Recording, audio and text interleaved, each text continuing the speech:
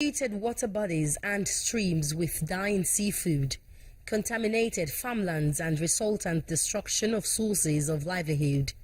These consequences of oil spillage and environmental degradation have become a regular complaint from communities in the South-South geopolitical zone of Nigeria. International oil companies chiefly responsible for these pollutions have often not been held accountable for remediation or compensation to the affected communities over the years, while the degradation continues. This is the reason the National Human Rights Commission is inaugurating this special investigative panel to look into a series of complaints from communities and set about enforcement of recompense and remediation compliance. The Nigerian people have nowhere to go to. They have no other person to go and complain to.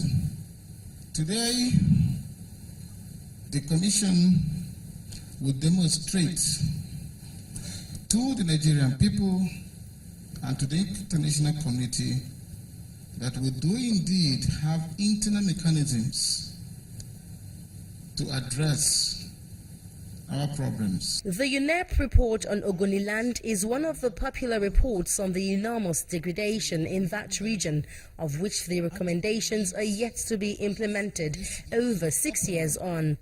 But the human rights boss says this time international oil companies will be compelled to strike a balance between business and human rights.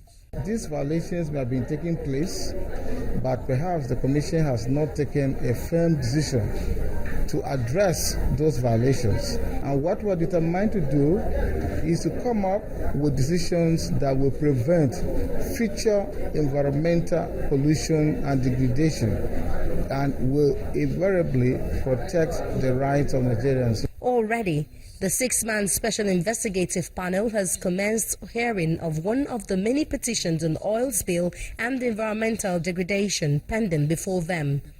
They have 30 days to investigate these complaints, uncover the oil companies responsible, and make recommendations on sanctions. Omelogo, Nadi Channels Television News.